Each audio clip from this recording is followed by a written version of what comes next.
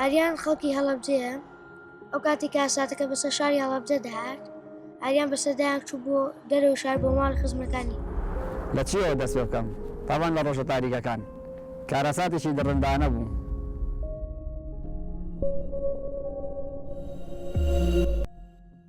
وەم کارەساتە بۆ هۆی شەهید بوونی زۆر بەداخەوە زیاد لە 5,000 خەڵکی بێتاوانی شارەکە کاتێک گەڕاوە دیتی دایک و باوک و خوشکەکەی شەهید کراون بۆی ئەو گازە کیمیایی کە لە شاری هەڵەبجەداوە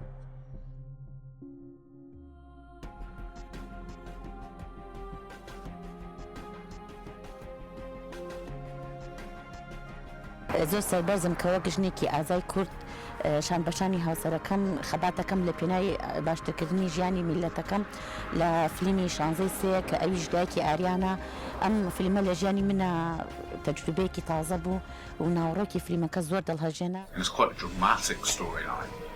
It actually covers a lot of real life non-fictional events, very political issues that are still ongoing today. Women and children defending the city of Halabja. I think the most significant thing about 1603 is the story. It covers so many different areas, but the main thing that makes it set apart from all these other films is the detail to the historical accuracy of this horrible event that happened in 1988. That from recreating the exact wall, the exact step, the exact clothing, body positions, camera movements, the way people moved, and just all these different things that put so much time, love and care into the film, and that really comes through for the message about the message of terrorism and politics. And there's a love story, there's action, and there's drama. I mean, there's so many different things in this film, and it's got so many things to entertain a whole bunch of different people, but above all, it's going to be one of those films where it makes you think and feel as much as it'll entertain you, and that's really important. It's going to be an educational experience that you're going to enjoy, and that's rare these days, so you're going to savour it while it's out. So go to the premiere. That's enough from me. I hope you enjoy it, and I'll see you there. So one of the scenes comes along in the film where you've just got the camera moving around loads of dead bodies in Halabja, which is very much like a video that was originally done there and filmed. And the emotiveness of that scene where you've got just, you see dead children on the floor and so on, for something that I never knew that actually happened. It's absolutely, like, it's devastating what's happened there, and this film really brings to the world what you can see and what actually has happened in Halabja. What do you think you've learned from the film?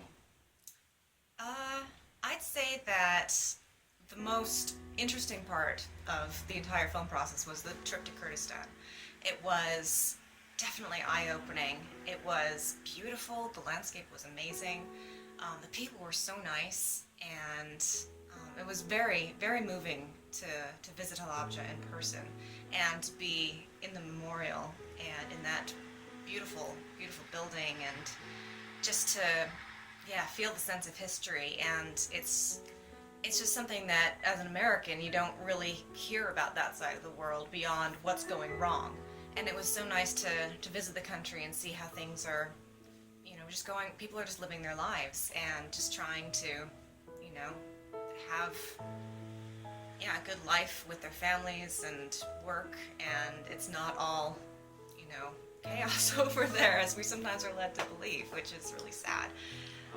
My favourite part of the whole film would be one of the interviews with Helen, and it's where Helen there's a flashback to Helen and Aryan in Kurdistan when they went abroad, and showing through all the different locations and the amazing waterfall and the castle that they're in and so on. I feel like it's really, really nice to work with the voiceover and to bring it in and out the atmospheres and the music to sort of give the sound that you hear in that bit. I actually knew the writer, Danny Darren, and met him on a film set a while back. And it was a really odd story, actually, that my wife, Rachel, and I, who's also in the film, had went to a premiere because she had been invited to it by this man. And we get there, and I see Danny there, and I'm like, "Hey, Danny!" And then Rachel's like, "What? You know each other?" And yeah, it ended up being Danny was the same guy. that she had just met as well. So from there, it was like a year later or so that he had told us about the auditions coming up, and we went out for it, and we both got into the film. I think the world would be very interested to watch this film and to learn a little bit more about the Kurds' plight in Iraq. So I think the movie was very, very interesting. My experience today was very, very good. And you could say it's a story that's very personal to his life. So he brings a lot of passion to the making of the film, and he has a purpose to convey the messages of the story, to elicit the emotions not only of the actors but of the audience as well. So it was a huge honor to be involved in his project.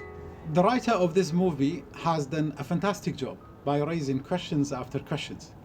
So I have to really pay attention to detail, and to a minute detail, I would say, to understand the story in full.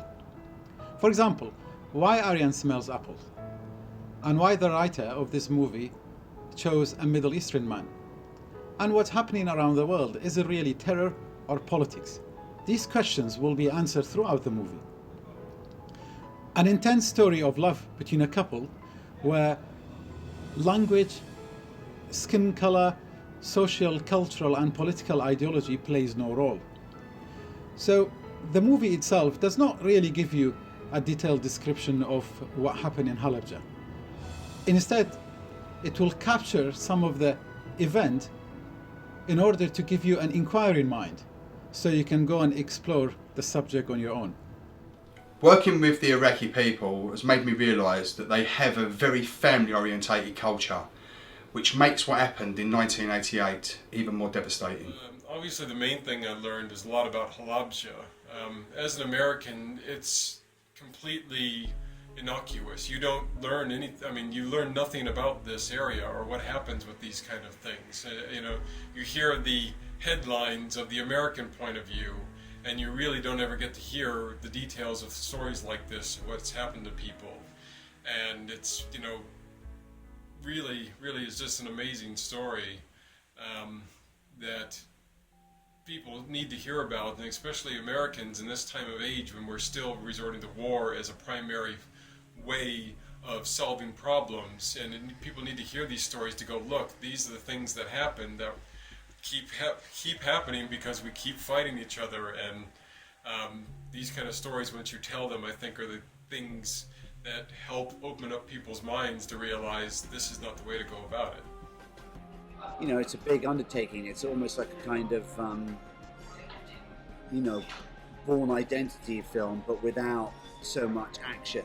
It's very kind of it cuts back and forth, and it's quite complex. So it's a big challenge for them. And we've been doing like 17, 18-hour days, and filming in some very cool locations. It's been great working with Danny. He really doesn't let a moment go by that isn't precise, and you almost have to sort of stop Danny from working, otherwise he'd just shoot 24 hours in a row. You have to sort of remind him that no one's slept, and then he kind of slowly goes in and then says that's a wrap for the day. Why does he keep so many apples? He doesn't eat the apples. It's said that the chemical attack at Halabja smelled of apples. I think he keeps them with them to remind him of his past. So, watching through the movie, there's Aryan with his apple, and that's his nickname that he ends up getting in jail, is Mr. Apple. And you never really realise that actually what is the significance of that.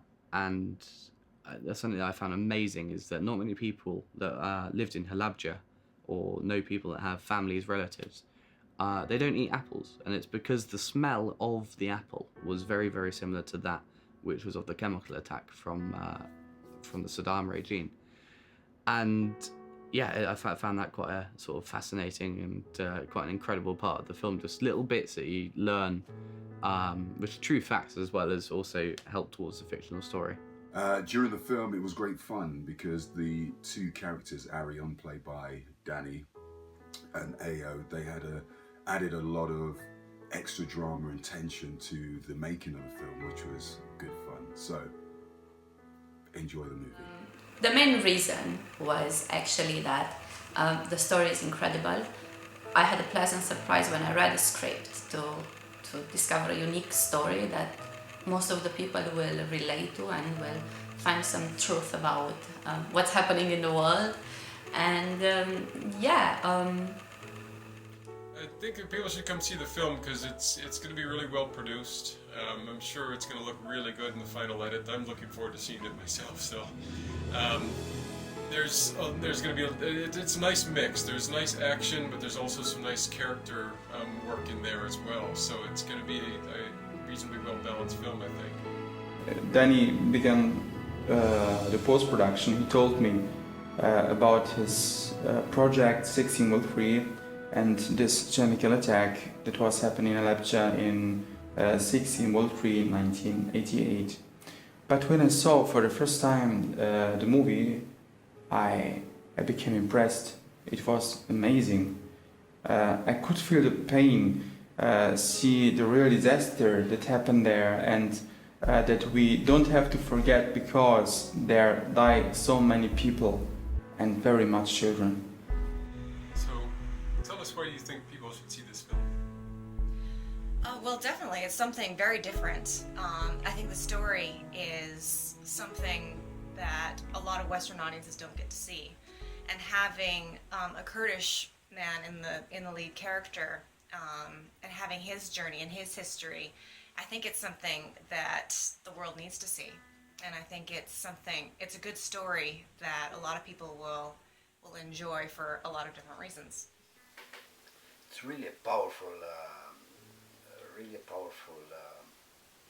text, and I read it twice in the same day, and it's absolutely necessary the people to know what happened in that town and why happened that. It was a horror there,